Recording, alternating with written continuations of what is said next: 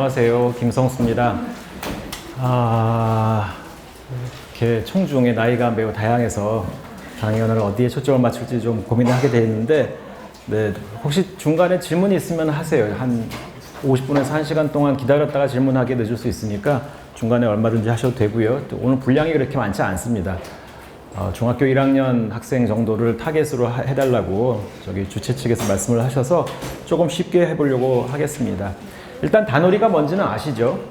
다누리가 비슷한 이름들이 좀 많았어요. 누리호, 다누리호, 그 다음에 나로호. 나로호도 혹시 들어보셨나요? 네. 지금 누리호는 우리나라의 두 번째 우주 발사체예요. 그 우주 발사체를 영어로 이제 스페이스 론치 비이클이라고 그러는데, 한국형, 그래서 앞에 코리아가 붙어서 KSLV-2입니다. 지금 누리호가.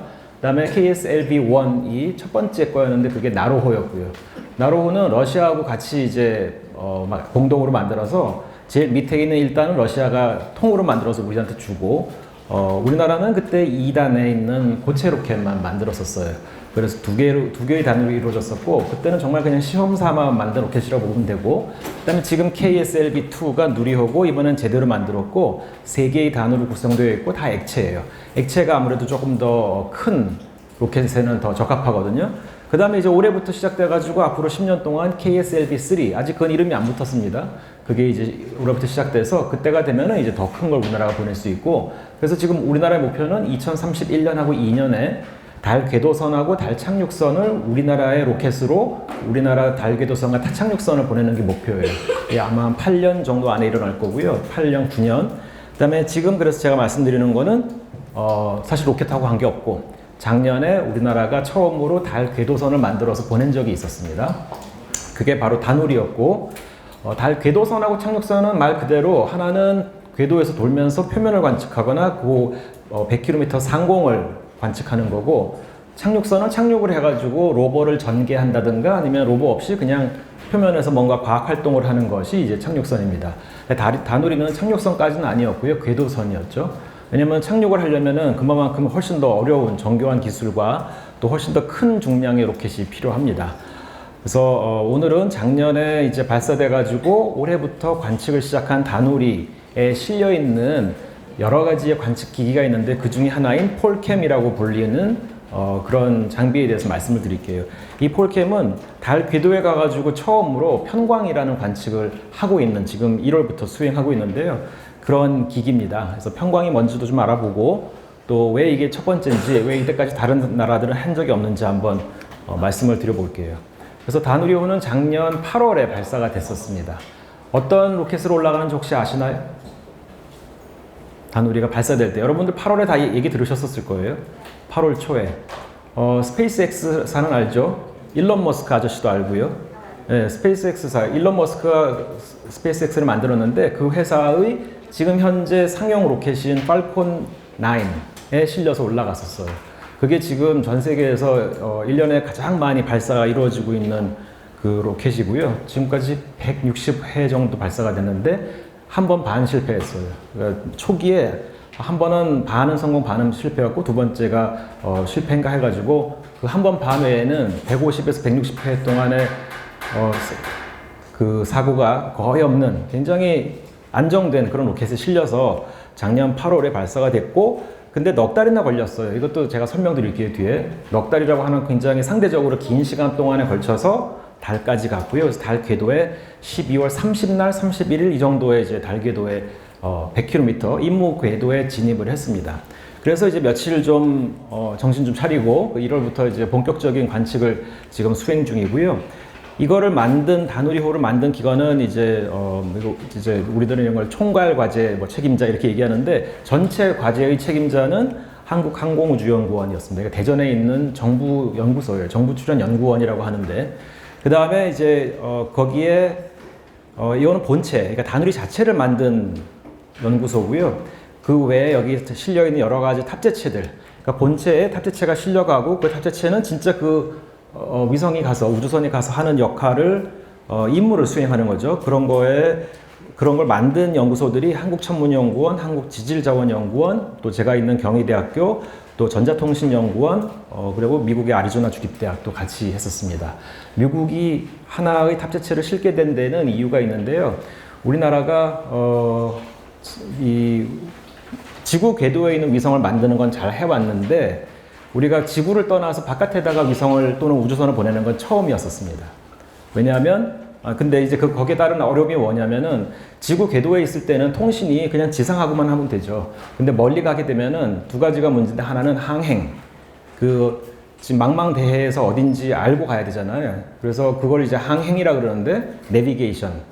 우리가 GPS 내비게이션 이런 얘기 하죠. 바로 그건데 우주에서의 내비게이션이 굉장히 힘듭니다. 왜냐면은 상대적인 모든 것들이 상대적으로 다 멀리 있거든요. 지구도 멀고 달도 멀고 해도 멀고 별도 멀고 하니까 자기가 정확하게 어디에 있으며 어느 방향을 향하는지를 잘 모릅니다. 어느 방향을 향하는지는 그래도 조금 더 잘 알 수 있지만 정확히 어디 있는지는 알기가 굉장히 힘들거든요. 그래서 우주 항행을 나사가 도와주기로 했고요.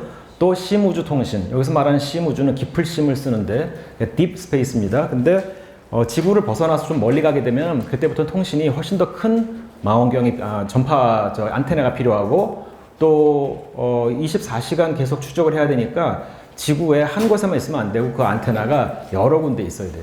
근데 나사는 그 장비를 갖고 있기 때문에 우리가 나사의 항행, 심우주 항행과 심우주 통신을 도움받고 대신에 탑재체 하나를 실어줄 공간을 주기로 한 거죠. 무게와 공간을 주기로 하고 그래서 미국 내에서도 경쟁을 통해 가지고 제가 좀 이따 말씀드릴 섀도우캠이라고 하는 장비가 선택이 돼서 이 학교에서 그걸 만들어 가지고 이제 실게 됐었습니다. 그래서 과학 탑재체, 지금 여기 있는 장비가 굉장히 많지만 이 중에 과학 탑재체 4개만 말씀을 드릴게요. 여기 한 6개인가 정도의 장비가 있지만 그 중에 4개가 이제 과학 목적의 탑재체인데 첫 번째로 이제 제가 관련이 된 그래서 오늘 소개시켜드리려고 하는 폴캠이라는 게 있는데 요거 이제 4개를 다 말씀드리면서 나중에 다시 돌아와서 이건 자세히 말씀드리겠지만 광시야, 그러니까 넓게 본다는 뜻입니다. 넓게 보는 편광 카메라, 이것도 편광이 뭔지는 좀 이따 말씀드릴게요. 그래서 이 편광을 통해 가지고 달 궤도에서 처음으로 월면인데 전체 월면, 즉 앞뒷면을 다 본다는 겁니다. 지구에서 그럼 이 관측을 왜 못했느냐? 지구에서 합니다. 근데 일단 멀어서 해상도가 나쁘고요. 그리고 지구에서는 달에 항상 앞면만 보죠. 달은 우리를 항상 같은 면만 보잖아요. 그래서 지구에서 관측을 하면 아무리 큰 망원경을 가지고 본다 하더라도 뒤를 볼 수가 없습니다. 그래서 여기서 전체란 뜻은 앞뒤를 다 본다는 거고요. 그리고 편광은 왜 굳이 이걸로 관측을 하느냐? 그러면 그거는 그 월면, 그러니까 달 표면에 있는 입자들이 굉장히 고운 입자들이 많습니다. 그래서 딱 밟으면 발자국이 굉장히 깊게 나거든요. 한 2, 3cm는 푹 박힙니다. 우리가 이렇게 해변에 가서 밟아도 모래사장에 있는 그 모래들은 상당히 단단하죠. 아주 깊게 들어가지는 않는데 달에는 뭐 물도 없고 그러니까 그냥 쑥 들어가거든요. 이제 그런 표토에 있는 입자의 크기를 원격으로 측정하는 일을 합니다. 입자의 크기 왜 알고 싶은지 이제 그것도 좀 뒤에 말씀드리겠고요. 그래서 그럼 그 입자 크기를 알아야 되는 이유 중에 하나를 잠깐 먼저 말씀드리면은 입자 크기가 작으면 작을수록 얘네가 땅 밑에 그 월면 밑에 있다가 위에 올라와서 노출되어 있는 우주에 노출된 기간이 더 길다는 걸 알려주게 되고 그러면 달에 어느 지역이 노출된 지 오래되고 어느 지역은 노출된 지 얼마 안 됐는지를 알려주게 됩니다. 이렇게 생겼고요. 그렇게 크지 않습니다. 얘가 다 합해서 3kg도 안 됩니다. 3kg이면 굉장히 작은 강아지 정도의 무게거든요. 그리고 이제 두 번째는 감마선 분광기 KGRS라고 하는 건데 이거는 감마선 영역에서 분광 관측을 수행합니다. 분광이라고 하는 건 스펙트럼을 본다는 뜻이에요. 스펙트럼이란 단어 잘 모르는 학생 있을 텐데 이제 빛이 오늘도 왜 조금 전에 빨강, 파랑, 초록색 빛이 나오는 LED 가지고 실험했잖아요. 그러면 그 세 개의 파장이 세 개의 빛의 색깔이 다른데 그거는 걔네들의 파장이 달라서 그런 거예요. 그러면 이제 이 분광 관측을 한다는 거는 다른 파장마다 빛의 세기가 얼마나 다른지를 보는 게 분광 관측이에요. 근데 그거를 이 감마선이라고 하는 거는 여러분들이 오늘 본 거는 그리고 지금 이 형광등인지 LED에서 오는 빛은 다 가시광선인데 이제 빛의 파장대 중에 가장 파장이 짧은 제일 에너지가 큰 데가 감마선이에요. 그래서 감마선 영역에서 분광 관측을 수행하는 그러한 기기고요. 그러면 분광 관측을 수행하면 뭘 알 수 있냐면은 월면에 있는 입자들의 구성 성분, 거기에 뭐 철은 얼마나 많고 뭐 그다음에 이제 칼슘은 얼마나 많고 탄소는 얼마나 적고 이제 이런 것들을 알 수 있게 되는데 왜 감마선을 측정하면은 저런 구성 성분 그 월면에 있는 입자의 원소들이 어떻게 다른지를 알 수 있냐면 혹시 우주선이라고 들어보셨어요? 스페이스크래프트 우주선 말고 그러니까 사람이 타고 가는 우주선 말고 코스믹 레이라고 하는 건데 그거는 우리 은하나 아니면 저 멀리 있는 은하에서 굉장히 빠른 속도의 입자들이 날아다니고 있어요. 그게 온 우주로 날아다니는데 그 중에 일부는 지구에 들어오게 되고 또 일부는 달에 가서 떨어집니다. 그거 이제 걔네들이 어디서 생겼느냐 하는 거는 이제 좀 천문학적인 얘기니까 제가 오늘은 하지 않겠지만 아무튼 이렇게 빠른 속도의 입자들이 돌아다니는데 이제 걔네들은 대부분 양성자나 헬륨 핵이에요. 근데 그런 애들이 월면에 가서 그 입자에 가서 딱 부딪히면 그러면은 그 월면에 있는 원자 핵에서 중성자가 방출이 됩니다. 중성자는 들어보셨죠? 양성자, 중성자, 전자. 우리 모두는 다 여기 있는 사람들은 다 원자로 이루어져 있는데 원자 안에는 양성자와 중성자와 전자가 있습니다. 그래서 중성자 하나 툭 튀어나오게 되고 걔가 옆에 있는 다른 입자의 핵에 가서 또 부딪히면 그 핵이 그 다음에 감마선을 낼 수가 있어요. 그래서 결국은 이제 투쿠션 이런 단어는 잘 안 쓰겠지만 학생들은 어쨌든 코스믹 레이가 와가지고 땅에 부딪힌 다음에 중성자가 또 옆에 가서 부딪히고 그 다음에 이제 감마선이 튀어나오는데 그때 튀어나오는 감마선의 파장이 이제 그 부딪힌 두 번째로 부딪혔던 입자의 성분에 따라서 원소에 따라서 달라져요. 그래서 그 감마선들의 파장을 파악하면은 어떤 물질이 더 많은지 적은지를 알 수 있습니다. 바로 그걸 하려고 하는 게 두 번째였고요. 그다음에 세 번째는 자기장을 측정하는 것. 그런 장치를 자력계라고 합니다. 그래서 KPLO 이게 원래 누리호의 원래 코드명이었어요. 그래서 코리아 루나 패스파인더 오비터. 패스파인더 먼저 나와야겠네요. KPLO니까. 그래서 그거용 자력계라고 해서 K매그. 자력계라는 게 이제 마그네토미터라고 부르거든요. 그래서 K매그인데 이 K매그라고 하는 자력계는 달 궤도에서의 자기장을 측정을 하고 나중에는 사실은 이제 달의 자기장은 표면의 일부 지역에만 조금씩 있습니다. 지구는 전역 자기장이 있어요. 지구는 어디 가더라도 자기장이 다 있습니다. 근데 달은 전역 자기장이 없어요. 왜냐하면 달 내부가 용융된 상태로 돌아가고 있는 게 아니라서 지구의 경우에는 지구 내부의 핵이 이제 뜨거운 상태에서 용융이 되어 있기 때문에 그게 조그마한 자석 같은 역할을 하거든요. 사실 굉장히 크다란 자석이죠. 커다란 자석 같은 형태이기 때문에 지구는 전체를 감싸는 자기장이 존재하지만 달에는 그게 없어요. 대신에 표면에 국부적으로 여기저기 군데군데 자기장이 있는데 이제 그걸 재려고 하는 거고요.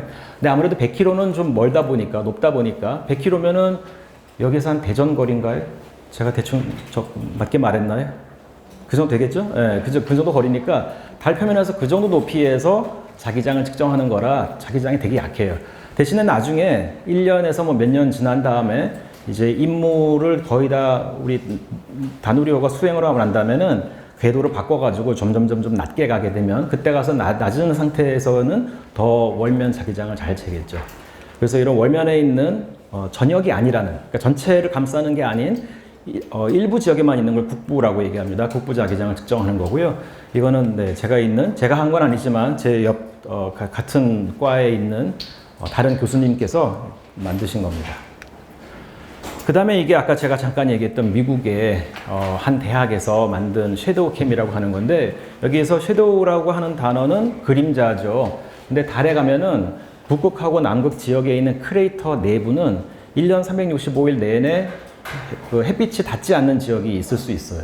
그런 지역이 분명히 있고 왜냐면은 적도 지역이면은 언젠간 낮이고 언젠간 밤이니까 햇빛을 받다 안 받다 하게 되지만 북극이나 남극의 크레이터가 굉장히 깊게 있으면 그 내부에서는 1년 내내 햇빛이 들어가지 않을 수 있습니다. 마치 왜 지구에서도 북극이나 남극에서 백야라는 현상이 있잖아요. 6개월 동안 밤이고 6개월 동안 낮이고 이제 이런 게 있듯이 근데 지구는 그래도 23.4도가 기울어져 있으니까 그 현상이 좀 덜하지만 달은 그렇게 많이 안 기울어져 있거든요. 그래서 달의 북극이나 남극에선 크레이터 내부는 1년 내내 빛이 닿지 않을 수 있습니다. 그런 지역을 영구 음영 지역이라고 합니다. 영구히 내내 이제 빛이 닿지 않는다 그래서 영구 음영 지역이라고 그러는데 그 영구 음영 지역을 카메라로 찍겠다고 하는 겁니다. 근데 빛이 닿지 않는데 오늘 그 앞에서 도입 강의가 지금 여기 내용하고 굉장히 많이 일맥상통하는데 왜 아까 저기 뒤에 늦게 들어오신 고등학생들은 못 들으셨겠지만 오늘 6시 반부터 시작했던 그 도입 강연에서는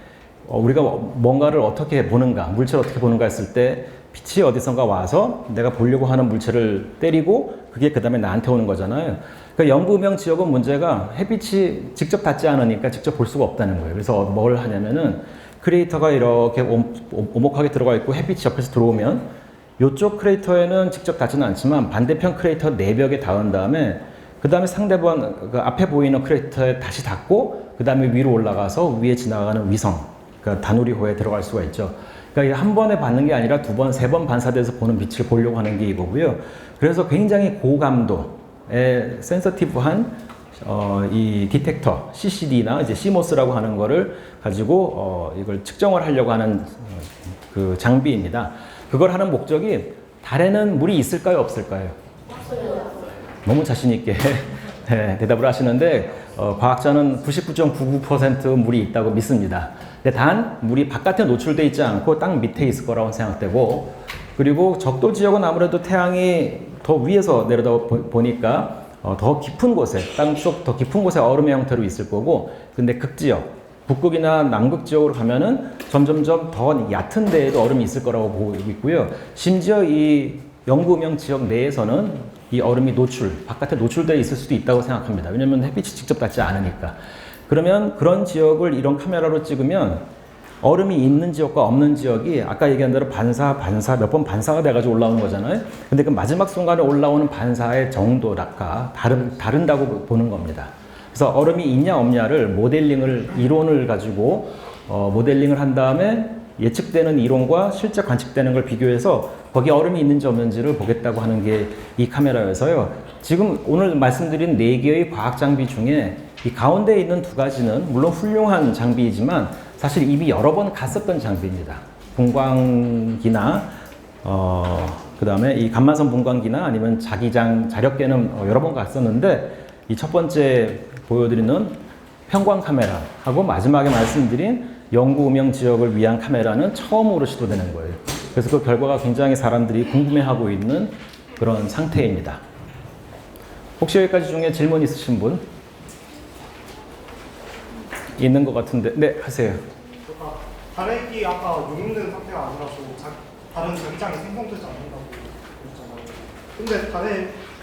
근데 달 특정 구역에서 자기장이 표면에 존재하는 이유가 혹시 있을까요? 네, 저기 유튜브로 보는 사람들은 못 들었을 것 같기 때문에 제가 저기 질문을 다 반복할게요. 그러니까 달에는 내부에 용융된 상태 핵이 없기 때문에 전역 자기장은 없다고 제가 얘기했는데, 그럼 표면에는 어떻게 국부적인 자기장은 존재하느냐?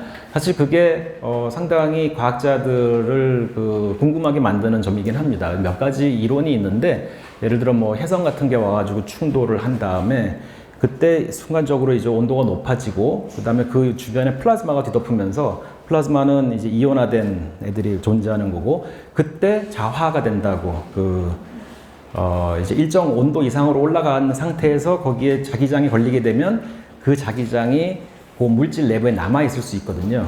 그거를 큐리 온도라고 하는데, 그 큐리 온도보다 올라간 상태에서 자화가 돼서 그냥 그 다음에 식었다, 이런 이론이 있습니다. 근데 이제 그것도 아주 확실하지는 않고, 좀 더 알아봐야 되는 거죠. 정확히 어떻게 생겼는지는, 어떻게 자기장이 만들어졌는지는. 굉장히 좋은 질문이고요. 또, 네, 뒤에도, 네. 강도나무가 비슷한 질문이긴 한데요. 왜 원면에 있는 자기장을 측정해야 되는지 궁금합니다. 네. 저는 이제 월면 자기장 직접 연구를 안 해서, 제가 오랜만에 생각해 보는 건데요. 이제 생각할 수 있는 거는 하나는 그 월면에 스월이라고 하는, 그러니까 지금 질문 혹시 안 들어갔다면 유튜브에 그 월면 자기장이 왜 중요하냐는 질문이었었습니다. 근데 그 달에 어떤 독특한 패턴을 가진 지역들이 있어요. 스월이라고 해서 SWIRL이라고 그러는데, 이 스월이 뭐 구불구불하다는 뜻입니다. 그래서 구불구불한 독특한 모양을 지닌, 제가 불행하게도 오늘 그 그림을 안 가져왔는데, 그런 지역들이 존재하는데, 그런 지역들하고 자기장이 연관이 있다는 연구 결과가 있고요. 그래서 아마 자기장이 있는 곳은 스월이 발달할 가능성이 크겠구나, 이렇게 추측을 하고 있습니다. 그러면 왜 그런 현상이 생기느냐? 자기장이 있으면 태양풍 같은 게, 태양풍이라고 하는 거는 태양의 바깥쪽은 굉장히 높은 온도를 가지고 있거든요. 그래서 태양의 표면 온도는 한 5,800도이지만 태양 표면보다 더 위로 올라가면 사실 점점 온도가 더 올라갑니다. 그래서 나중에는 뭐 몇만 도까지도 올라갈 수 있는데, 그런 지역에서 플레어 같은 폭발 현상이 있으면은 태양풍이 불어져 나가고요. 그래서 태양에선 지금도 계속 양성자, 전자, 헬륨, 핵 이런 것들이 날아오고 있습니다. 근데 그런 것들이 날아오면 지구의 경우에는 지구 자기장이 있으니까 걔네들을 막아주는데, 달에는 자기장이 없기 때문에 달 표면에 가서 그대로 때리거든요. 달이 지구 뒤에 숨어 있을 때는 안 때리지만 지구 앞으로 나오면, 왜냐면 달이 지구 자기장 뒤라는 게 햇빛에 상대해서 이게 지구고 이게 달이면, 뒤에 있는 경우에는 지구 자기장 안에 들어가기 때문에 달도 자기장의 보호를 받습니다. 지구 자기장. 근데 달이 지구 앞이나 옆에 있을 때는 지구 자기장 보호를 못 받아서 태양풍이 월면을 그대로 갖다가 때리거든요. 그러면 그래서 만약 사람이 거기서 계속 서 있다 그러면 태양풍을 계속 맞기 때문에, 물론 우주복을 입은 상태겠지만, 그래서 오랫동안 있으면 좋지 않아요. 왜냐면 우주복을 결국은 일부 뚫고 들어오기 때문에. 근데 말씀드린 대로 거기 북부 자기장이 있으면 태양풍이 직접 월면을 때리는 확률이 적어집니다. 그 중에 일부는 물론 직접 때리겠지만 대부분은 이제 쉴드라고 하는데 이렇게 보호가 돼서 직접 때리지 않을 수 있고, 그게 이제 수호를 만들어내는가, 독특한 그 패턴을 만들어내는지 사람들이 궁금해하고요. 그리고 좀 더 현실적인 이유로는 만약에 그 달 표면에다가 이제 기지, 사람이 뭐 몇 주, 몇 달 이렇게 상주할 수 있는 그런 기지를 만든다 그러면은 그런 자기장이 존재하는 곳에다가 만들면 좋겠죠. 그러면은 아무래도 태양풍이나 아까 얘기했던 우주선으로부터의 피폭 양을 줄일 수 있기 때문에, 네, 그런 면에서도 또 실질적으로도, 과학이 아니라도 실질적으로도 좀 알 필요는 있습니다. 그리고 뭐, 네, 자기장을 연구하는 분들은 저보다 훨씬 많이 왜 중요한지를 이해하실 텐데, 네, 제가 직접 자기장 연구하는 사람은 아니어서 이 정도로 말씀드릴 수 있을 것 같아요. 또 다른 질문 있으신가요? 네. 나사에서 섀도우 캠으로 달에 물을 찾으려는 시도가 아르테미스 계획에 이반이 있거든요. 질문은 나사에서 섀도우 캠을 가지고 물이 있는지 찾으려고 한 게 아르테미스, 미국의 이제 두 번째 커다란 달 탐사 계획인 아르테미스 계획과 관계가 있냐고 그랬는데, 크게 봐서는 관계가 있을 거예요. 근데 엄밀히 얘기하면은 우리가 나사의 도움을 받았지만 나사가 자기들이 직접 섀도우 캠을 만든 건 아니고 미국 내에 있는 학자들한테 누구든지 제안서를 내세요 해가지고 경쟁을 해서 그 중에 하나 뽑힌 거고, 실제로 그걸 만든 기관은 아까 말씀드린 대로 여기 아리조나 주립대학이었습니다. 제가 말씀 안 드렸나요? 아무튼 네, 나사는 아니고 거의 대학이고요. 그래서 근데 이제 아르테미스 계획이 있었든 없었든 이 대학에 있는 이 학자들은, 이 섀도우 캠을 만든 학자들은 아르테미스 계획과는 관계없이 어쨌든 알고 싶었을 겁니다. 그래서 우리나라의 다누리가 아니었어도 다른 데라도 올릴 기회가 있었으면 계속 제안서를 냈겠죠. 자, 그러면 넘어가서 폴캠에 대해서 조금만 더 자세히 말씀드리면, 이렇게 아까 보여드린 대로 이렇게 생겼고요. 아까 제가 보여드린 거는 여기에 있는 게 이게 카메라가 두 대예요. 카메라 두 대가 45도로 옆으로 보고 있습니다. 그래가지고 여기 위성이 있으면 카메라 두 대가 45도의 각도를 가지고 월면을 스캐닝을 하는데, 동시에 두 개를 스캔을 못 하고요. 왜냐면은 이 다누리로부터 지구로 오는 데이터가 시간당 얼마나 많이 오는지가 정해져 있습니다. 근데 이걸 두 개를 다 관측을 해버리면 그걸 다 동시에 못 보내거든요. 그렇다고 쌓아놓고 보낼 수도 없어요. 쌓아놓으면 언젠가 더 보내야 되는데, 그래서 이제 한 번에 하나씩만 관측을 하긴 합니다. 그럼 왜 이걸 한쪽으로만 만들고 돌려서 나중에 180도 돌려서 하지 않느냐 그러면, 이 위성의 형상을 보시면 이렇게 보통 그 태양 전지판이 어떤 특정한 방향으로만 태양을 보게 되어 있습니다. 그러니까 저걸 180도 돌려버리면 이제 태양 전지판이 제대로 태양을 못 보는 거예요. 그래서 우리가 원한다고, 이런 탑재체를 만든 사람들이 원한다고 돌려주세요 이렇게 할 수가 없거든요. 그래서 못 돌릴 걸 감안해가지고 양쪽으로 이제 카메라를 만들고, 둘 중에 필요한 쪽만, 이쪽이 낮을 수도 있고 이쪽이 낮을 수도 있잖아요. 어딘가 낮은 곳을 봐야 되기 때문에, 그래서 그쪽을 보기 위해서 이제 카메라를 두 개를 만들었고요. 그 다음에 약간 이렇게 45도로 옆으로 보는 거는 이유는 좀 이따 말씀드릴게요. 그래서 아까 제가 말씀드린 파장, 아까 왜 우리 실험할 때 빨강, 파랑, 초록 이런 거 했었잖아요. 그 색깔. 근데 여기서는 이 카메라는 320 나노미터라고 하는 파장의 자외선, 그 다음에 430 나노미터라고 하는 파장의 보라색, 그 다음에 750 나노미터라고 하는 좀 많이 빨간색 쪽, 이렇게 세 가지의 관측 파장을 가지고 있고, 그다음에 편광이라고 하는 거는 편광은 쉽게 얘기하면은 이렇게 한쪽으로 줄줄줄이 있는 어떤 특정한 필터라고 생각하시면 돼요. 그래서 그걸 통과해서 들어오는 빛은 그 빛의 방향이 어떤 특정 방향으로만 보입니다. 그거 뒤에서 그림 다시 설명해 드릴게요.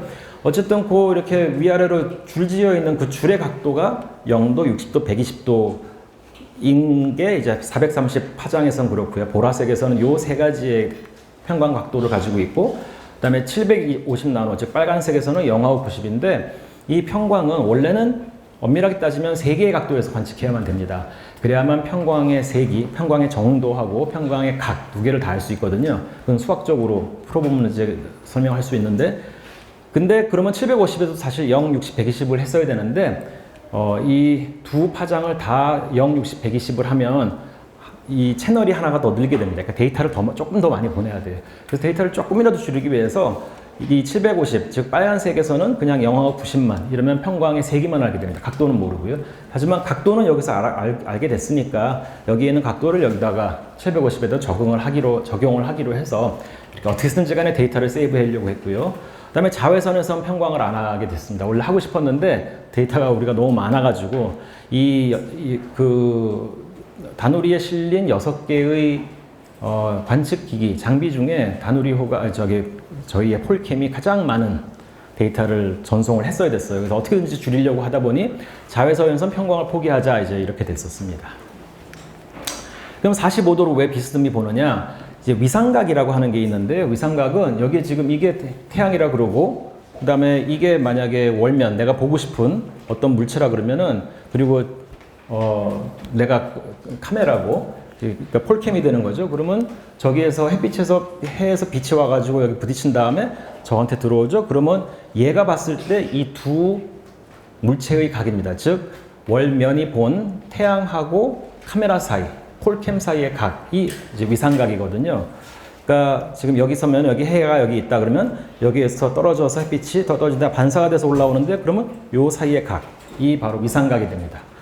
그 위상각이 100도일 때, 90도보다 조금 더 많을 때 가장 편광이 잘 일어나요. 그래서 다른 데서 보면 편광이 잘 안 일어나고, 그러면 이 관측된 값을 분석하기가 좀 힘들어요. 그래서 100도 부근의 위상을 얻으려면 여기서 본 것처럼 가능한 한 좀 삐딱하게 옆으로 봐야만 되겠다, 이런 생각을 해서 그래서 저렇게 설계를 했습니다. 근데 저런 설계를 할 때 저희가 고민을 많이 했었어요. 왜냐면 이게 세계 최초로 하는 장비이자 세계 최초로 하는 실험입니다. 가가지고 달 궤도에서 편광을 달의 앞면 뒷면을 다 돌아가면서 1년 내내 지금 사실 한 3년 해야 될 것 같아요. 생각보다 그 장비가 우리가 계획했던 대로 잘 돌아가지 않는 면이 조금 있어서 1년 만에 못하고 조금 더 시간이 걸리게 됐습니다. 한 2년, 길면 3년까지 이제 관측을 해야 될 것 같은데, 그렇게 긴 시간 동안 관측을 아무튼 이 관측 플랜을 짜면서 어떻게 해야 가장 효율적으로 관측할 수 있을까를 저희가 거의 이제 2015년, 16년에 이 일을 시작했으니까 7, 8년 전에 시작할 때 고민을 했고요. 다른 나라에서 어떻게 했는지 이렇게 비교할 만한 것도 없었어요. 기준점도 없고, 누가 이렇게 했으면 우리도 그렇게 하면 되겠다는 하는 것도 없고, 전혀 완전히 아무것도 없는 백지에서 시작했습니다. 그래서 이런 식으로 만들 수밖에 없었고, 이렇게 설계를 한 다음에 나중에 지금은 전쟁 중인, 안타깝게도 우크라이나의 이쪽 방면에 굉장히 유명한 달 천문학자가 있었어요. 그게 옛날에는 그 소련의 구소련의 일부였잖아요, 우크라이나가. 근데 그 소련이 나중에 이제 해체되고 다 독립국으로 이제 분리가 됐을 때, 그때 제일 과학을 잘하는 두 나라가 러시아하고 우크라이나였었습니다. 지금 그 두 나라가 어떻게 공교롭게도 전쟁을 하고 있는 건데, 그래서 이분은 우크라이나 쪽에 계신 분이었었어요. 그래서 우크라이나라고 한 나라도 그 과학을 굉장히 잘합니다. 그리고 또 로켓 같은 것도 상당히 잘 만들었었고, 옛날에 구소련 시절에. 그래서 아무튼 그분한테 이제 우리의 플랜을 보여드리고 이렇게 하면 적당치 않겠냐 했더니, 본인도 옛날부터 수십 년 전부터 60, 70년대 아폴로 미션 때 소련은 루나라고 하는 계획을 갖고 있었어요. 루나는 달이란 뜻입니다. 그거는 라틴어에서 이제 시작된 단어인데, 기원을 갖고 있는 단어인데, 어쨌든 이제 소련어로도 러시아어로도 루나가 달이고, 그래서 루나라고 하는 프로그램 때 이걸 계속 이제 신청을 했던 거죠. 이거 우리 가서 하자. 달궤도 가서 이거 하자고 했는데 다른 거에 우선순위가 밀려서 그분이 결국 그걸 못하고 수십 년을 기다려서 거의 뭐 60년을 기다리신 거죠. 그랬더니 어디 난데없이 그때는 한국이 어딘지 듣도 보도 못한 그런 나라였을 텐데 60년 좀 지나가지고는 한국에서 이런 거 한다고 하니 굉장히 반가워하셨고 실제로 우리나라를 한번 방문도 하셨었어요. 근데 미세먼지가 너무 많아서 다시는 못 오겠다고 선언하시고 거의 8순이시거든요. 그 아폴로 때 젊은 과학자셨으니까 20대였었으니까. 그래서 네, 그분 보고서는 내가 구체화하진 않았지만 우리가 옛날에 생각했던 것도 대부분 이런 형식이었다라고 하셔가지고 이제 안심을 했죠. 그래서 저희가 지금 우리 경희대랑 이제 천문연구원하고 항공우주연구원이 하는 이런 프로그램이 나중에 혹시 화성에 가서도 한다든가 아니면 다른 소행성에 가서도 이런 일을 한다면 어떤 이 몇 가지 공통점이 뭐냐면 대기가 없거나 거의 없는 천체예요. 달 대기가 없죠. 화성은 대기가 있지만 굉장히 약하고요. 지구에 비해서는 소행성에 대기가 없습니다. 그래서 이렇게 대기가 없는 지역에 가서 월면을 평광 관측하면은 연구할 게 굉장히 많아요. 그냥 데이터가 노다지라고 표현하는데 엄청나게 많아서 아마 앞으로 이런 평광 서베이, 평광으로 전체 그 표면을 보려고 하는 프로그램들이 계속 생겨날 텐데 이 프로그램이 상당히 좋은 시작점, 기준점이 벤치마킹 할 수 있는 그런 기준점이 될 것이라고 봅니다. 그리고 요거는 아마 고등학생 여기 청중들도 조금 이해하기는 어렵겠지만 일단 간단히 얘기하자면은 이게 왼쪽 카메라, 이게 오른쪽 카메라가 커버하는 위상각인데 1년 동안입니다. 짙은 색이 이제 그 한 해의 1년 동안 이거를 관측한다 그러면 딱 시작일이고 이게 이제 마지막 360 하고 여기 5까지 해서 딱 1년 동안의 관측이고 그러니까 색깔이 언제냐인 겁니다. 뭐 언제냐는 별로 중요하지 않고요. 그 다음에 X축은 경도인데 여기가 지구에서 보는 달의 중심. 그 다음에 마이너스 180 또는 플러스 180이 양쪽으로 돌아가지고 보는 달의 정 뒷면입니다. 그러니까 여기가 중심, 달의 오른쪽, 달의 왼쪽, 여기는 여기 90부터 180, 90부터 180은 달의 뒷면이 되겠죠. 요것도 다 똑같고요. 요거하고 요거 똑같은 게 왜냐면 이거 왼쪽 카메라, 이건 오른쪽 카메라이기 때문에. 근데 아까 앞에서 보여드린 대로 여기 100도에서 플러스 마이너스 20도 정도, 80에서 120도 사이의 위상각에서 평광이 제일 크기 때문에 지금 이 그림에서 위상각이 이쪽이거든요. 그래서 80에서 120이니까 요 사이 안에 대부분의 경도가 들어와야 됩니다. 그래서 한 1년 정도는 걸리는 이제 관측이 될 거라고 제가 말씀을 드린 이유가 그거였었고요. 그래서 지금 1월부터 관측이 시작됐어야 되는데 이 다누리라고 하는 본체와 우리 폴캠 탑재체 사이의 통신에 조금 문제가 생겼어요. 아까 제가 말씀드렸을 때 문제가 좀 있었다 그랬잖아요. 이런 거는 이게 우리나라의 첫 번째 지구팍 미션이다 보니까 이 정도면은 충분히 이해할 만한 문제라고 볼 수 있고요.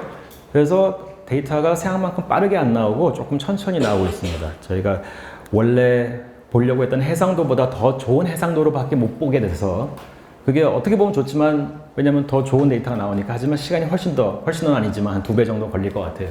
그래서 올해 안에는 안 끝나고 좀 더 시간이 걸리겠고 만약에 그 전에라도 조금 나온 게 있었으면 제가 오늘 들고 와서 이게 바로 달에 가서 찍은 거다고 보여드렸을 텐데 아직은 데이터를 천천히 수집하고 있는 중이라 딱히 보여드릴 만한 게 아직은 없어서요. 그래서 과거에 예비 연구를 했던 거를 먼저 좀 보여드릴게요. 이거는 제가 한 역할은 저는 이런 기기들을 만드는 사람은 아니고요.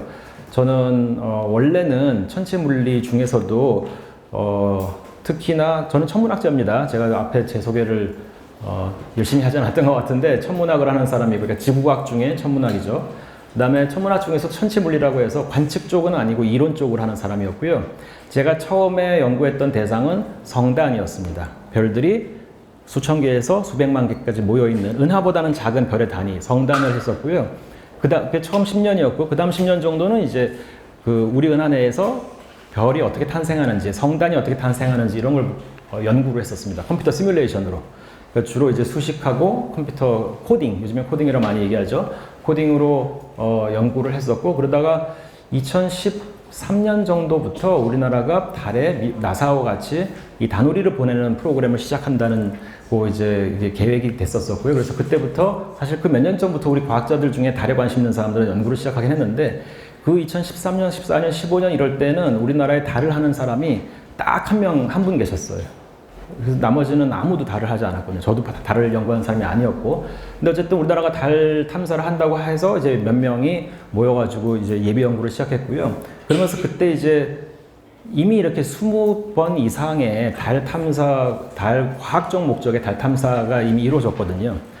이때까지 제가 오늘 내려오면서 다시 카운트를 해봤는데 6, 70년대에 소련하고 미국이 막 경쟁을 하면서 달 탐사를 했을 때를 제외하고 그리고 80년대 아무도 안 갔었습니다. 80년대에는 미국과 소련의 그 냉전이 가장 치열했던 때였고 그때는 80년에는 모스크바 올림픽을 서방에서 보이콧하고 84년에 LA 올림픽은 저쪽 동구권에서 보이콧하고 88년 우리나라 올림픽 때 12년 만에 전체 다시 올림픽을 했잖아요. 그게 80년대였었어요.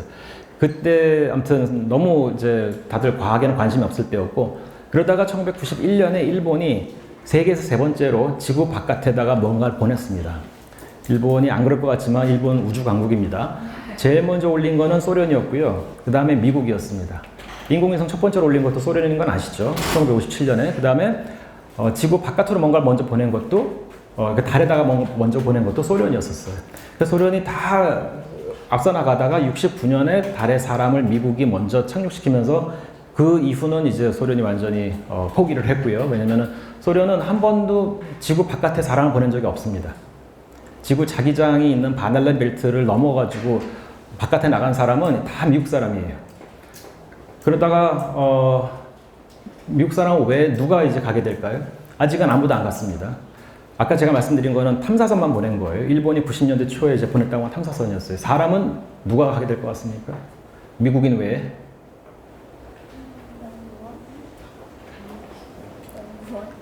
그러니까 어떤 나라 사람?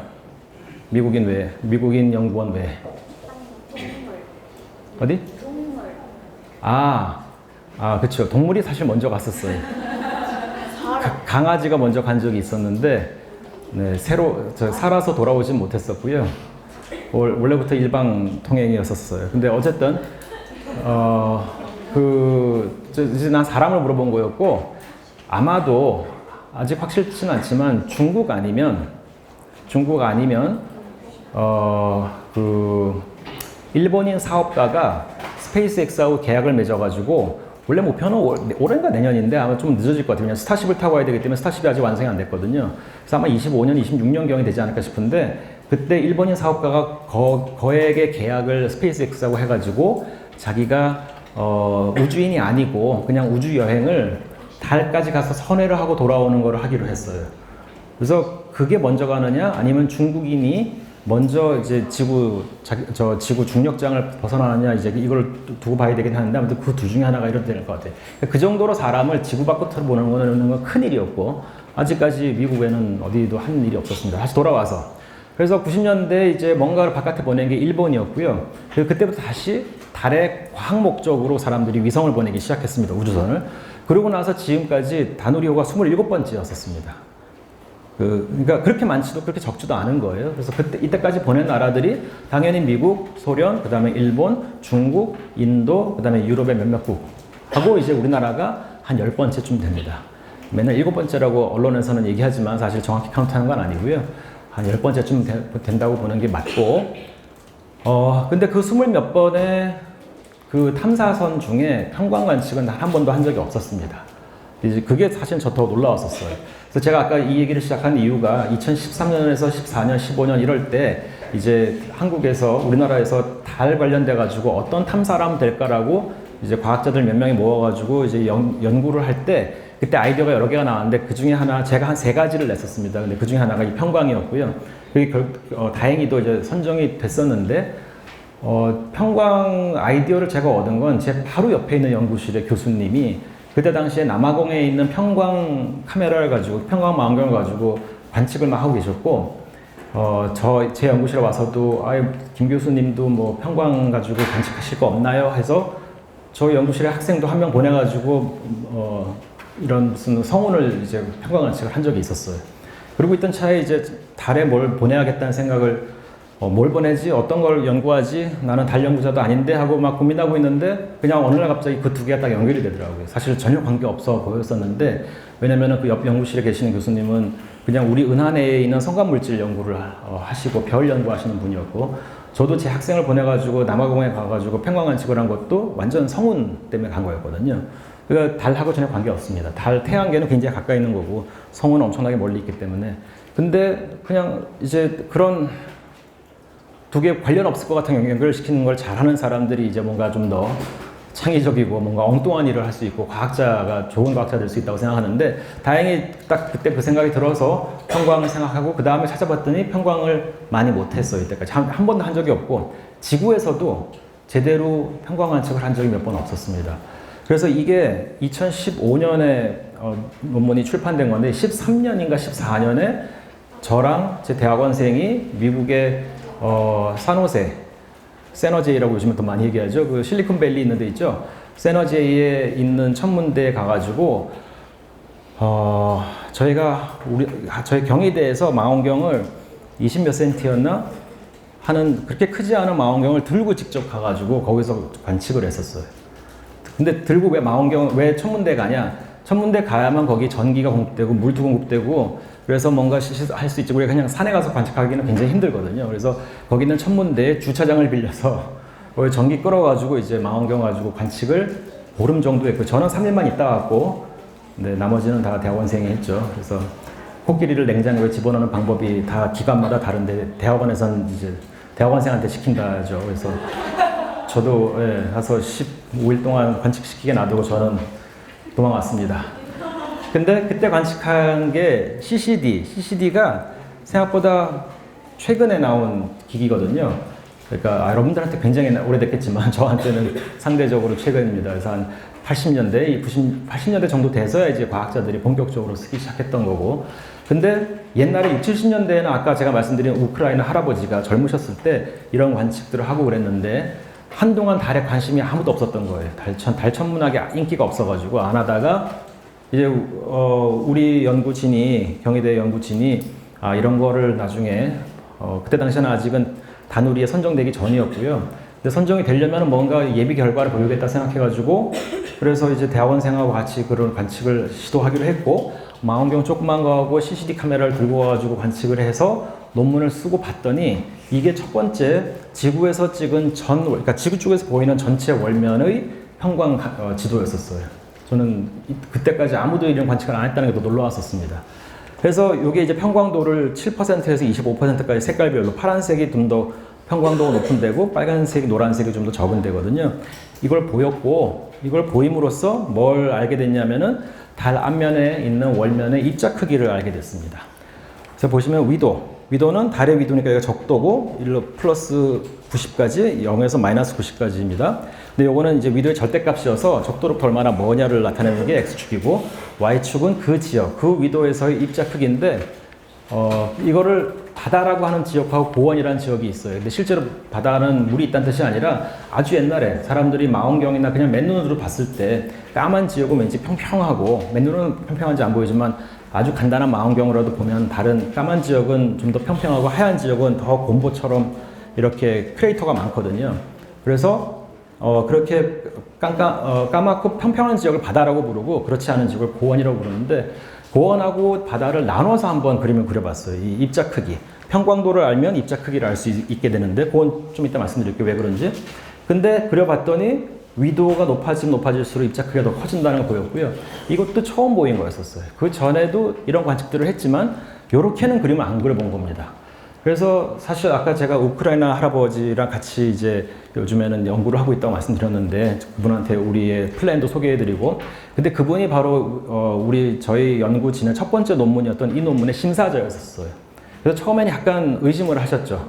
이게 제대로 된 결과가 아닐 거다. 그래가지고 본인이 옛날에 쓰셨던 논문의 결과랑 비교를 하라고 이제 주문을 하셨고 첫 번째 심사서에 그때 완벽하게 비교를 해가지고 보여드려서 똑같다는 거를 그분은 이제 전체를 아니고 일부분만 관측했거든요. 보여드렸더니 그때부터는 이제 확실하게 믿으시기 시작했고 그 다음에 이제 저희가 이런 거 선정돼가지고 이제 그 기기 디자인을 해야 되니 저희가 좀 자문을 구하겠습니다 할 때 흔쾌히 이제 답을 해주셨고 그래서 또 우리나라까지 오시게 됐던 겁니다. 아무튼 이렇게 새로운 결과가 보일 수 있었는데 이게 가능했던 이유는 저거예요. 남들이 안 했던 걸 했기 때문입니다. 그러니까 남들이 다 하려고 하는 거를 하면 그것도 물론 재밌고 경쟁심이 센 사람들은 그것도 굉장히 신나겠지만 사실 과학에는 아직 안 한 게 너무너무 많아요. 그래서 충분히 시간을 들이고선 찾아보면은 남들이 안 한 게 너무 많고요. 그리고 편광이라고 하는 게 아까 말씀드린 대로 어떤 유리 표면에다가 줄 지어가지고 쉽게 설명하면은 이제 그런 식으로 보는 건데 그렇게 간단하게 보는 걸 이때까지 아무도 안 했다는 것도 굉장히 놀라웠었고 이런 그림도 이렇게는 안 그려본 거예요. 바다하고 공원을 나눠서. 그러면 확실하게 이런 게 보입니다. 이걸 합쳐도 보이지 않겠냐 하시겠지만 약간 복잡한 얘기긴 한데 편광도는 밝기에 반비례하고요. 고원은 어둡고 고원은 밝고 바다는 어둡기 때문에 사람들이 그리고 대부분 바다가 중심에 많이 몰려 있어요. 그래서 이런 편광도와 위도 사이의 관계는 사실 이게 위도와의 관계가 아니라 고원이냐 바다냐와의 관계라고만 그냥 쉽게 믿어버렸던 거예요. 실제로 위도 때문이라고 생각 안 한 건데 이걸 나눠서 그려봤으면 되는데 아무도 안 나눠 그려봤던 거고 나눠서 그려봤더니 확실하게 위도의 함수, 위도의 의존성을 보인다는 거를 저희가 처음 보이게 됐죠. 그리고 또 편광으로 달을 잘 안 보게 된 가장 큰 이유는요. 이때까지 달을 가장 많이 연구한 사람들은 학자들 중에 어떤 쪽 학자였을까요? 힌트는 천문학은 아니에요. 물리도 아니고 조석 간만에 보는 그건 지구물리죠. 네, 지구과학 내에 지구물리. 근데 지구물리 말고 지구과학 내에 하나가 더 있죠. 달을 더 많이 연구한. 지구과학이 요즘엔 대여섯 개 되죠. 천문학이 있고, 기상학 있고, 해양학 있고, 그 다음에 지구물리 있고, 지질학 있고, 이제는 환경도 거기 들어가나요? 네, 그런데 여기 지질학이에요. 지질학을 제일 많이 했습니다. 왜냐하면 미국이 아폴로 미션 때 사람이 가서 뭔가를 하려면 사람이 가서 하는 학문은 지질학이었던 거예요. 천문학자 갈 필요가 없습니다. 천문학은 지구에서 보거나 아니면 궤도에서 내려다보면 되는 거지 천문학자가 거기 땅에 내려가지고 할 일은 별로 없죠. 그러니까 달 관련되는 것 중에 근데 지구 물리도 표면에 내려가지고 할 일은 없거든요. 그래서 표면에 대해서 할 거는 이제 대부분 지질학이었고요. 지질학을 하는 사람들, 그 다음에 말씀하신 대로 지구 물리를 하는 그런 학자들이 달 과학을 거의 점령하다시피 했었어요. 그러니까 천문학 학자들은 재미가 없었고, 이건 뭐 우리하고 관계없어 하고 정말 오랫동안 안 했던 거죠. 그러다가 최근에 와가지고 다시 달 러시가 이루어지면서 천문학자들이 좀 관심을 갖고 있는 거고요. 근데 지질학자나 지구 물리학자는 편광으로 원격으로 잘 안 봅니다. 지질학자들은 대부분 암석을 이렇게 얇게 만들어가지고 그거를 현미경 밑에 두고서는 직접 눈으로 보죠. 왜냐면 자기가 가져올 수 있으니까. 근데 천문학자는 그게 안 되잖아요. 그러니까 천문학자는 항상 원격으로 망원경으로 보고 망원경 앞에다가 스펙트럼도 찍고 편광도 찍고 굉장히 별의별 방법으로 다 정보를 수집하려고 노력한 데 비해서 지질학자는 꼭 멀리서 안 봐도 되기 때문에 편광을 원격으로 하는 일을 거의 안 합니다. 뭐 아예 안 한다고 봐도 거의 크게 뭐 틀리지 않은 것 같아요. 그러다 보니까 달을 이렇게 멀리서 편광 카메라로 달 전체를 볼 생각을 하지 않았던 것 뿐이고요. 이 정도로 수십 번을 전 세계의 과학자들이 달에 뭔가를 하려고 했음에도 불구하고 안 한 구석이 아직도 있더라라고 하는 게 이제 오늘 제가 말씀드리고 싶었던 것 중에 하나입니다. 조금 앞에 얘기가 길어져서 제가 편광이 뭔지를 너무 늦게 말씀드리긴 하는데 편광은 뭐냐면 빛은 제가 누굴 타겟으로 해야 될지 이제 잘 흔들리고 있습니다. 빛이 이제 이중적인 건 아시죠? 입자성도 띠고 있고 파동성도 띠고 있잖아요. 그래서 전파같이 굉장히 파장이 길어지면 파동성이 더 커지고 입자성은 굉장히 약해지고 반대로 저쪽 그 감마선 쪽으로 가면은 입자성이 굉장히 강해지죠. 근데 지금 여기에서는 빛을 파동이라고 일단 보시고 그러면 파동이면은 빛이라고 하는 거는 영어로는 일렉트로매그네틱 웨이브니까 일렉트로는 전기고 매그네틱은 자기죠. 전자기 파입니다. 그래서 여기 빨간색이 전기장이고요. 파란색이 자기장인데 결국 빛이라고 하는 건 전기장이 한 평면으로 오고 있고 자기장은 그거의 수직인 평면으로 또 이렇게 요동을 치고 있고 그 다음에 빛의 움직이는 방향은 그 두 개의 이제 90도인 이게 빛이 움직이는 방향, 전기장 방향, 그 다음에 자기장 방향입니다. 그래서 전기장과 자기장 중에 우리가 보통 전기장을 기준으로 얘기하거든요. 그래서 전기장은 하나의 빛은 한 전기장, 한 평면, 한 전기장 평면을 가지고 쭉 진행을 합니다.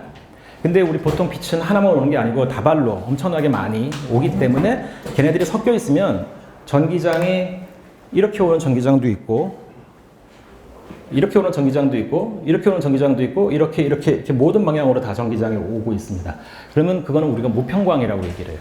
특별한 방향으로 편향되어 있지 않다라고 생각하시면 되겠습니다. 근데 주로 이렇게 된 게 많이 온다 그러면 이건 이제 수직으로 편광이 되어 있는 거고, 주로 이쪽으로 더 많이 온다 그러면 이거는 뭐 수평으로, 이건 어떻게 정했냐에 따라 다르지만 수직이냐 수평이냐. 그래서 보통 태양빛 같은 거나 이런 것들은 편광이 안 돼 있어요. 왜냐면 워낙 많은 빛들이 나오고 있고 걔네들이 다 다른 전기장 평면을 갖고 있기 때문에.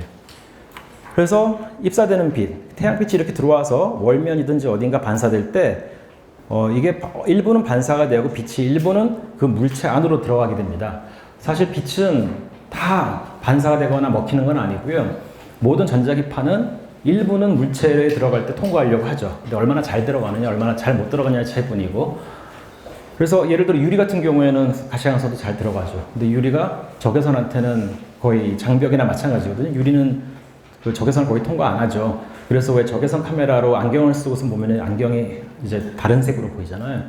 근데 어쨌든 그래서 빛은 기본적으로는 어느 정도는 대부분의 물질을 투과할 수가 있습니다. 근데 들어오는 빛은 무편광이기 때문에 지금 여기에 표시가 좀 처음 보는 분들은 생소할 수 있는데 이렇게 된 거는 지금 이 평면에 나란한 전기장을 갖고 있는 거고, 그다음에 여기에 점으로 두껍게 표시된 거 있죠? 그거는 이 방향으로, 그러니까 스크린으로 들어가고 나오는 방향으로 이제 그 평면이 있는 거라고 보시면 됩니다. 그러니까 이거는 지금 요거랑 앞뒤로 나오는 게 다 갖고 있으니까 무편광인 상태예요. 그래서 점하고 화살표가 다 보이는 겁니다. 이걸 왜 동그란 점으로 보냐면은 저 화살표를 3차원 화살표로 생각하시면 돼요. 그러니까 이렇게 기다란 화살 뭐라 그러지? 촉이, 이건 촉이 아니죠. 화살심이 있고 끝에 가가지고 원뿔 모양의 화살이 있는 거예요. 근데 그거를 앞에서 보면은 그냥 가운데 동그랗게 보일 거 아니에요? 화살표가 아니고. 그래서 이제 이렇게 동그랗게 표현하는 거죠. 이거는 앞뒤 방향으로 움직이는 겁니다. 근데 반사가 되면 거의 대부분의 빛이 이쪽 평면으로, 그러니까 스크린으로 안으로 들어가고 나오는 평면으로만 되어 있는 빛만 대부분 반사가 되고요. 그 다음에 안으로 들어가는, 파고 들어가는 애들은 그거의 반대 방향이 더 많고 얘네와 같은 방향은 좀 덜 있습니다. 그래서 여기는 점, 화살표, 화살표, 점, 화살표, 화살표죠. 그래서 이렇게 결국 반사되는 것과 뚫고 들어가는 거가 그 편광의 방향이, 주된 편광의 방향이 다릅니다. 이게 포인트입니다. 근데 그래서 이제 편광 그 선글라스라고 하는 게 있어서 그거를 이제 주로 누가 쓰시냐면 오랫동안 운전하시는 분들이 반사가 되는 빛을 피하기 위한 건데, 그래서 아까 보여드린 성분 중에 하나는 이거는 반사된 빛을 더 잘 보려고 할 때는 이거를 써야 되고요. 그거의 반대 방향인 거는 반사된 걸 보이지 않으려고 할 때. 그래서 이건 똑같은 장면을 찍은 건데 어떤 방향으로 편광 필터를 끼냐에 따라서 반사가 더 잘 일어나는 걸 보는 거와 그렇지 않은 걸 볼 수가 있죠. 그래서 이게 바로 요게 어느 쪽 편광을 일으키느냐에 이제 의존합니다. 근데 여기는 제가 좀 빨리 넘어갈게요. 이건 굉장히 집중을 해서 들으셔야 되는데, 결국은 이러한 복잡한 문제 때문에 편광을 이용을 하면은 편광도하고 입자 크기 사이에 상관관계가 존재해요. 그건 지금 여기 계신 선생님들만 이해할 수 있을 것 같아서 네, 제가 요거는 좀 지나가겠는데, 어쨌든 입자가 크면 클수록 또 뭐 편광도가 높아지고 작은 입자의 경우에는 편광도가 낮아집니다. 그런 관계가 있기 때문에 그래서 이렇게 네, 이게 편광이고요. 네, 여기에 입자의 크기. 그래서 편광을 측정하면 멀리서도 거기에 있는 알갱이들의 크기를 어느 정도 알 수가 있습니다. 자, 시간이 한 5분 남은 것 같은데 여기에서 이제 요거만 좀 간단하게 설명드릴게요. 이거는 다누리가 아닙니다. 다누리는 이제 제가 설명드릴 거 다 끝났고요. 다누리 다음에 지금 잠깐 말씀드리려고 하는 거는 CLPS라고 하는 나사의 프로그램이 있어요. 이미 한 시작된 지 한 4, 5년 정도 됐고요. 영어로는 뭐 커머셜 루나 페일로드 서비스인데, 이거는 저기서 말한 커머셜은 뭐냐면 나사가 미국 내에 있는 민간 업체한테, 민간 기업에 돈을 주고선 그 기업이 달 착륙선을 개발하게 하는 거예요. 그래서 1년에 두세 번 정도 그냥 보내줍니다. 그리고 그 로켓, 그러니까 우주 발사체 너네가 선정해라, 회사 보고 선정해라 그러는데 대부분 팔콘을 쓰죠. 팔콘 9을 쓰고요. 뭐 아닌 경우도 있긴 하지만. 그래서 이 나사가 그냥 1년에 두세 차례를 앞으로 2020년대 말까지 계속해서 이제 보내주는데 왜 그러냐면은 미국 내에 있는 민간 기업들이 달 탐사에 이제 나중에 10년 뒤, 20년, 30년 뒤에 본격적으로 참여하라고 일부러 그렇게 돈을 쓰고 있는 거예요. 이거는 뭐 특별한 목적이 있는 게 아니라 기업들 살리려고 하는 겁니다. 그래서 한 10년 뒤, 20년 뒤에 전 세계에서 미국 회사들이 가장 달과 화성 탐사 같은 거 할 때 제대로 할 수 있기를 바라는 거죠. 그래서 그거를 지금 계속 하고 있는데 이제 나사가 이런 일을 언제부터 시작했냐면 2000년대 한 5년, 2006년 전부터 시작했습니다. 2006년 정도부터. 그때 최대 수혜자가 스페이스X였죠. 그래서 그때 이제 우주 발사체를 날려가지고 우주 정거장까지 뭔가 화물을 실어내리고 사람을 오르락내리락 하는 거를 시작했는데 스페이스X가 너무 성공적이었기 때문에 지금 2020년대 와가지고는 이제 달 착륙선까지 이런 사업을 벌이고 있습니다. 근데 여기에 미국이 이거를 국제 공동 연구로 만들려고 그랬어요. 근데 뭐 유럽도 그렇고 일본도 그렇고 중국도 그렇고 인도도 그렇고 다 혼자 할 수 있으니까 뭐 굳이 미국하고 같이 할 필요도 없고 미국도 이제 그런 나라하고 하고 싶진 않았고 그래서 아직 우주 강국은 아니지만 그 우주에 관심이 많고 역량이 있는 나라를 찾다가 우리나라를 이제 선정하게 됐고요. 그래서 우리나라랑 이 사업을 같이 합니다. 근데 우리나라는 착륙선을 만드는 건 아니고 그 착륙선에 실리는 그 과학 탑재체를 같이 만드는 기회를 우리한테 줬고요. 그래서 우리나라 내에서도 이거를 또 한 번 제안서를 내가지고 심사를 해서 이제 선정을 했는데 여기에도 저희 그 경희대 연구진과 한국천문연구원진들이 같이 낸 그 제안 중에 하나입니다. 이게 이것도 한 2026년, 7년 정도에 달에 착륙할 걸로 지금 생각되고 있는데 이게 가게 되면 이것도 세계 최초로 달에 가가지고 월면에 있는 입자들의 상태를 3차원으로 현미경처럼 카메라로 찍는 카메라 하나 하고 밑을 내려다보는 거죠. 여기 노란 빔을 보면. 그 다음에 이거는 또 다른 카메라 하나는 한 20-30cm 위, 월면에서 20-30cm 위에 월면으로부터 뛰어오르고 있을 거라고 생각되는 조그만 입자들. 근데 사람 눈으로는 잘 안 보여요. 왜냐면 워낙에 위는 어둡고 밑에는 밝기 때문에 우주인이 직접 가가지고 볼 때는 안 보이지만 아주 자세하게 이제 고감도 카메라로 보면 보일 거라고 생각하는데 밑에는 입자들이 통통 튀어오르고 있을 거라고 생각하는 학자들이 많습니다. 그래서 그거를 처음으로 한번 밝혀보겠다 해가지고 또 그런 카메라를 3차원 카메라를 만들어서 보내려고 하는 일을 하고 있고요. 이렇게 과학은 이제는 열심히 주무시는 학생도 있고 과학이라고 하는 거는 조금만 관심을 가지고 생각을 많이 해보면은 할 게 아직도 굉장히 많습니다. 그리고 꼭 엄청나게 수학을 잘하고 물리를 잘하고 이런 사람들만 과학을 할 수 있는 게 아니고요. 그냥 어느 정도의 상식을 가지고 관심이 있고 열심히 노력하고 하면은 다 할 수 있지 않을까 그런 생각을 합니다. 그래서 질문 시간으로 넘어가기 위해서 그럼 오늘 발표는 이쯤에서 마치겠고요. 네, 저기 질문 있으면 해주시죠. 장들이나 초등학교 6학년인데 우선 이 페이지부터 질문하면 네. 달에는 중력이 없는데 바퀴처럼 생겼기도 하고 그리고 폴캠이나 그 위성 같은 거에서 돌면서 한다는데 얘는 딱 붙어가지고 몇 센치만 남겨두고 찍는데 이건 어떻게 이동하면서 찍나요? 네. 그 달의 중력은 없는 건 아니고, 달의 중력은 없는 건 아니고, 이거 표면 중력이라고 하는데, 그 딱 달의 표면에서 느끼는 중력은 지구의 표면 중력의 6분의 1 정도 되죠. 그러니까 중력이 없진 않아요. 중력이 약하지만 있기 때문에 저기에 이렇게 붙어 있을 수 있고, 그리고 옛날에 60년대, 70년대 이제 우주인이 가가지고 달에서 움직였을 때는 중력이 약하니까 조금만 뛰어도 이렇게 둥둥 떠다니는 거 아마 지금도 유튜브에 찾아보시면 쉽게 볼 수 있을 거예요.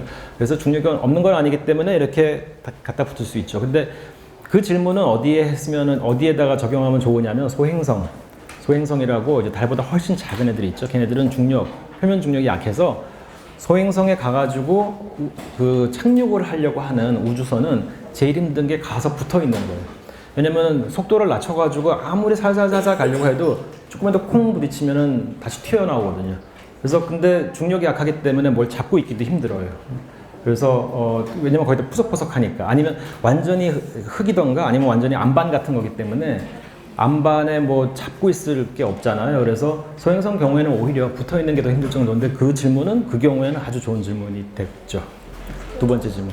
두 번째 질문은 그 9페이지에 있는데 그 여기에서 선생님이 80에서 120 사이가 가장 보기 좋다 그랬잖아요. 네. 근데 여기 보면 시간 나타내는 거에서 좀 잘 안 보이는 그 아래쪽에 더 많이 조사가 되어 있다고 되어 있는데 차라리 그냥 위에서 더 많이 찍지 왜 아래쪽에 더 많이 몰려가지고 찍고 있나요?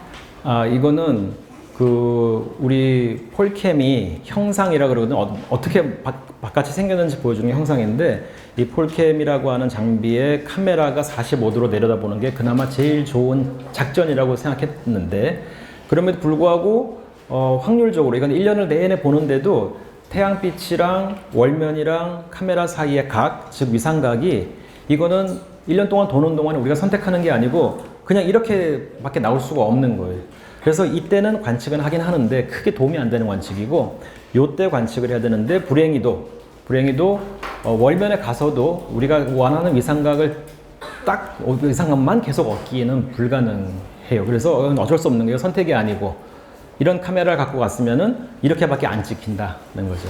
근데 만약에 이걸 우리가 45도로 만들지 않고 다른 각도로 만들었었으면 이쪽에 더 없게 돼요. 더 여기만 몰리게 됩니다. 만약에 이렇게 정 밑으로 내려다봤다 그러면 대부분 여기 쏠리게 돼서 어떻게든지 간에 걔네들 조금이라도 위로 올리려고 한 노력이 각도를 45도로 만든 거였었어요. 무슨 얘기인지 알겠어요? 네. 뒤에 먼저. 전남고 2학년 박서진이라고 합니다. 네. 큰 입자는 낮은 알베도를 가진 애는데 알베도에 대해서 좀 자세히 알고 싶습니다. 아, 알베도는 반사율이라고 생각하시면 돼요. 그거를 이쪽 지구과학 쪽에서는 알베도란 단어로 쓰죠. 영어로는 알베도라고도 하기도 하고 물리학자는 그냥 반사율, reflectivity라고 표현하기도 해요. 근데 알베도는 약간 그 지구 쪽, 행성 이런 거 하는 사람들이 주로 쓰는 단어입니다. 제가 설명을 안 하고 아까 그냥 얘기를 했네요. 좋은 질문이었습니다. 안녕하세요. 저는 수원초등학교 6학년 이시연입니다. 아까 전부터 궁금한 게 있는데 다누리호에서 저장을 하잖아요. 달의 모습을. 그 모습을 지구로 어떻게 전달을 하나요? 아주 좋은 질문이고요. 우리가 뭔가 신호를 전달할 때 지구에서는 주로 두 가지겠죠. 음파, 소리로 전달하거나 아니면 빛으로 전달을 하죠. 빛으로 이제 후레쉬를 껐다 켰다 하는 것도 방법이고 아니면 전파로 하는 것도 방법이고 그래서 라디오라든가 TV 이런 게 예전에는 다 전파로 날라왔거든요. 요즘에는 다 밑에 광 케이블 깔아가지고 글로 오긴 하지만 근데 그것도 결국 빛이에요. 그래서 이 정보를 전달할 때는 근데 아까 제가 얘기한 것처럼 음파나 빛 이게 이제 가장 많이 쓰는 수단인데 달하고 지구 사이에는 대기가 없으니까 질문이 목적이었구나. 질문하고 아니면은 지구하고 달 사이에는 공기가 없기 때문에 정보를 전달할 때 음파를 사용하지 못하고 또 그렇게 멀리는 음파가 가지도 않아요. 그래서 이제 빛을 꼭 사용해야 되는데 근데 빛을 사용할 때 전파가 그래도 가장 에너지 면에서 효율적이고 그래서 이제 지금 쓰고 있죠. 지금 앞으로는 아마도 극초단파랑 그다음에 극초단파는 마이크로웨이브를 더 어려운 말이구나. 이 휴대폰 쓰는 주파수, 그 다음에 전자레인지 주파수가 이제 극초단파예요. 극초단파를 쓰거나 적외선을 쓰는 거를 지금 연구 중에 있는데 아직은 다 전파라고 하는 걸 써요. 근데 그 전파를 그래서 어떻게 보내느냐? 그럼 여기에 이 모습에 여기 보시면 되는데 이런 거. 이게 안테나 있죠?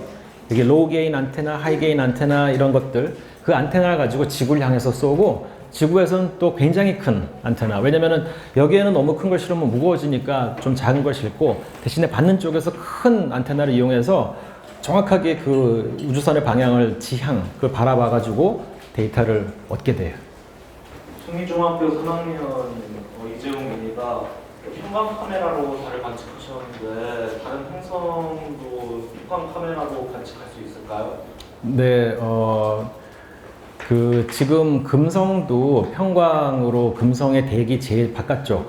금성은 대기가 너무 두꺼워서 표면을 못 보거든요. 그 금성 대기의 바깥쪽을 평광으로 관측하려고 하는 그 시도가 우리나라에서 또 있습니다. 그런 것만 연구하시는 분이 있고요.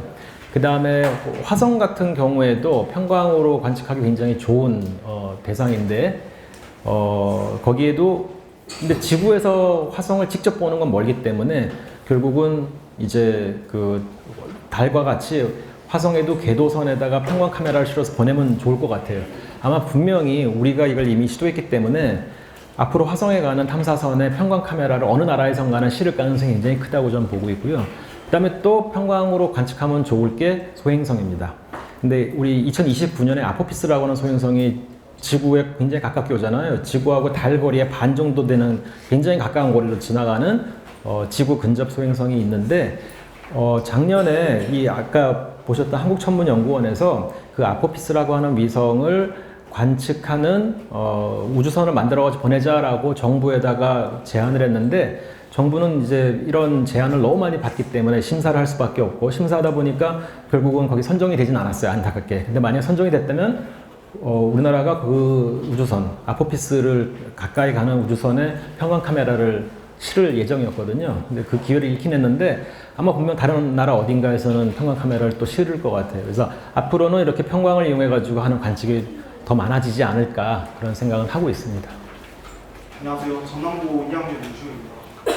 아까 반우류에서 여러 가지 정보를 수집해서 그걸 지구로 보낸다고 하셨잖아요. 근데 그 정보의 크기가 너무 어느 정도길래 부득이하게 반우류에서 지구로 보내는 데이터의 양을 줄여야 되는지 그 데이터의 크기가 어느 정도인지 궁금합니다. 제가 기억력이 안 좋아서 정확한 숫자는 기억이 안 나는데 하루에 몇 기가바이트였던 것 같아요. 하루에 몇 기가바이트 이상을 보낼 수가 없는데 그거는 우리가 나사의 심우주 그 통신 장비를 쓰잖아요. 나사가 전 세계 몇 군데에다가 굉장히 큰 안테나를 갖다가 놓고 이제 우주를 보고 있는데 우리가 그 장비를 단오리 활용 기간 내내 독점할 수는 없으니까 나사도 그거를 단독 여러 군데 쓸 거 아니에요. 그러니까 나사의 그 심우주 통신 장비가 단오리를 향하는 시간이 하루에 아주 짧은 시간만 정확히 몇 분인지 제가 모르겠어요. 근데 그때만 할당되어 있고 그러니 그 시간 동안 받을 수 있는 데이터의 양이 정해져 있어서 그런 거예요. 근데 그게 또 이제 우주는 워낙 긴 거리고 또 이 전파를 빔을 만들어 가지고 쏘는데 빔이 아무래도 퍼지거든요. 그러니까 달에서 송신을 한 빛이 우리 지구에서 수신을 할 땐 되게 약해요. 그래서 거기에 정보를 너무 많이 집어넣어서 보내면 이제 손실이 될 수도 있고 하기 때문에 이제 굉장히 그러니까 컨서버티브, 굉장히 보수적으로, 굉장히 안전하게 보내려고 하다 보니 데이터 이제 송신율이 이렇게 높지는 않아요. 전남고등학교 2학년 안진섭입니다. 그 교수님께서 진행하신 연구 중에 이제 달을 지구에서 생량 관측했을 때 위도에 따라서 고온과 바다의 이 로그 입장 크기가 서로 위도가 올라감에 따라서 점점 차이가 줄어드는 걸 보이는 이유가 혹시 보이는 이유가 위도에 따라서 달 표면에 도달하는 우주선의 양이 줄어들기 때문에 이 차이가 생기는 거예요. 예, 질문 잘하셨어요. 제가 너무 과학적으로 나갈까봐 사실 그 부분에서 자세히 설명을 안 드렸는데 지금 여기죠. 그러니까 이 입자의 크기를 작게 만드는 요인이 몇 가지가 이제 있다고 생각되는데, 그 미소 유성체라 그래가지고 태양계 행성 간 공간에는 굉장히 작은 알갱이가 많이 돌아다니고 있어요. 근데 걔네들이 지구에 떨어지고 화성에 떨어지고 달에 떨어지고 다 떨어지는데 지구는 대기가 있기 때문에 우리가 지면에 서 있는 사람은 그 입자 알갱이랑 안 맞아요. 근데 이때 입자는 이제 굉장히 작아서 뭐 1cm일 수도 있고 1mm일 수도 있고 0.1mm일 수도 있고 아무튼 굉장히 작고 다양한 크기 입자들이 계속 떨어지고 있어요. 근데 걔네들이 월면에 지금 45억 년 동안 떨어지고 있으니까 걔네들이 월면에 있는 입자들을 파쇄를 해서 작게 만듭니다. 근데 너무 작아지면 결국은 다시 붙게 하는 효과가 있어서 어느 정도 이상은 작아지지 않게 하긴 하는데, 그래서 월면에 더 노출된지, 여기서 노출이라고 하는 거는 땅 깊이 있던 게 커다란 소행성이나 해성에 가서 쾅 하고 부딪히면 밑에 있던 게 다 튀어나오죠. 그럼 얘네들은 새로운 입자, 그러니까 젊은 입자가 올라와 가지고 노출이 돼요. 그러니까 처음에 올라오면 젊다가 시간이 한참 지나가지고 태양풍도 맞고 미소 유성체도 맞고 해가지고 노화가 된다고 우리 얘기하거든요. 그래서 이 노화가 오래되면 오래될수록 입자 크기가 작아진다고 보는데, 근데 여기 보시면은 위도가 낮은 데에서 입자 크기가 더 작죠. 그러니까 노화가 더 된 거예요. 그러면은 왜 적도 부근에서 노화가 더 많이 되냐면은 아마도 이건 저희 생각이 저희의 이제 그 제안인데, 이 미소 유성체들이 주로 그 평면 황도면을 따라서 더 많이 들어온다고 보여져요. 그것 때문이라고 보고 있고, 근데 그 걔네들로부터 덜 많은 애들은 위도가 높은 지역이기 때문에 걔네들은 별로 효과가 없어서 줄어드는 효과가 없기 때문에 이 바다나 고원의 차이가 없는 거고요.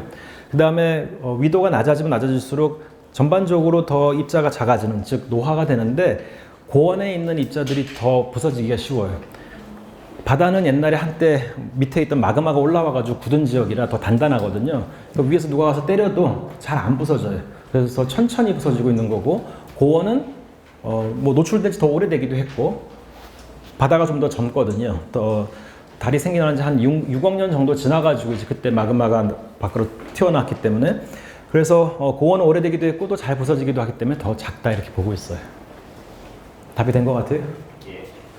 제가 생각했던 초등학교 때 우리 교수님 아기공룡 둘리 만화 혹시 생각나시죠? 거기 둘리가 어떤 행성들을 별나라를 여행하다가 그 어느 별나라에 가서 금은 보석이 많은 어떤 별에 도착을 합니다. 예.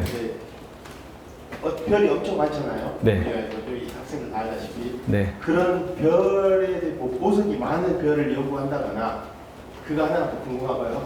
다시 또 초등학생이 되면 지구와 같이 우리 이런 생명체가 살고 있는 게 분명히 어딘가에 있을 거라고 하는데, 교수님 생각에는 지구와 어느 정도 비슷한 그런 데가 몇 % 정도의 확률을 가지고 지금 그런 걸 연구를 하시는지.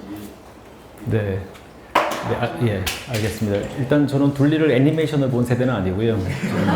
만화책으로 본 세대이고, 둘리가 2번 애니메이션 됐잖아요. 첫 번째 때도 저는 그때는 너무 어른이었던 것 같습니다. 둘리 그 애니메이션 보기에는. 근데 그 보석 같은 걸 갖고 있는 별은, 아니, 일단 별은 뜨거우니까 고체가 없죠. 그러니까 이제 별은 될 수 없고, 행성도 아마도 네, 보석 같은 거는 있을 것 같지는 않고요. 대부분은 이제 지금 지구를 이루고 있는 것처럼 SiO2, 그러니까 규산화, 염 이런 것들이 주로 돼 있을 거라고 봅니다. 근데 단 지구에서 귀하다고 할 수 있는 것들로 이루어진 거는 뭐가 있을 수 있냐면은 이제 백색외성 중에, 백색외성이라고 하는 거는 태양처럼 그 상대적으로 작은 별이 마지막에 죽을 때 그 별의 핵만 남은 게 백색외성이 되거든요.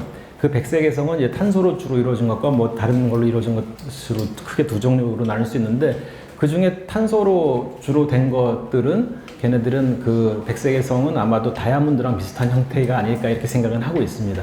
그래서 그거 자체는 이제 지구로 만약에 가져와가지고 조금씩 조각을 내서 지구에서 판다면 돈은 될 수 있을지 몰라도, 예, 근데 그건 아마 너무 멀리기 때문에 그건 굉장히 힘들 거고요. 근데 이제 이 태양계 내에서 우리가 탐사할 수 있는 것 중에는 소행성에는 지구에서 언젠가 귀해질 수 있는 것들, 뭐 방사성 동위원소라든가 아니면 좀 더 고가의 뭐 원소들, 뭐 타이타늄이라든가 이제 이런 것들이 지구에서 구하기가 힘들어졌을 때는 소행성이나 이런 데 가가지고 구할 수는 있을 거라고 보이는데, 그것도 이제 그 마이닝을 해야죠. 그러니까 그냥 그대로 가져와서 보석이 되는 게 아니라 거기서 채굴을 해가지고 정제를 현장에서 하든 아니면 지구로 가져와서 정제를 하든 이제 해야 될 텐데, 아마 뭐 수십 년 안에는 소행성 가가지고 정말 뭘 채굴하는 일이 있을 것 같긴 합니다. 그러면 지구하고 비슷한 행성을 찾을 확률을, 지금 이미 상당히 많이 찾았어요. 지금 그 횡단 방법이라고 하는 그 방법을 가지고, 그러니까 망원경이 하나가 몇 년 전에 올라가가지고 오로지 그 별 앞에 다른 행성이 지나가서 그 별의 빛이 잠깐 어두워졌다 밝아졌다 하는, 또는 뒤로 들어가더라도 마찬가지인데, 그런 걸 통해 가지고 그 어떤 별 주변에 행성이 있는지를 찾는 그런 우주 망원경이 있습니다. 케플러라고.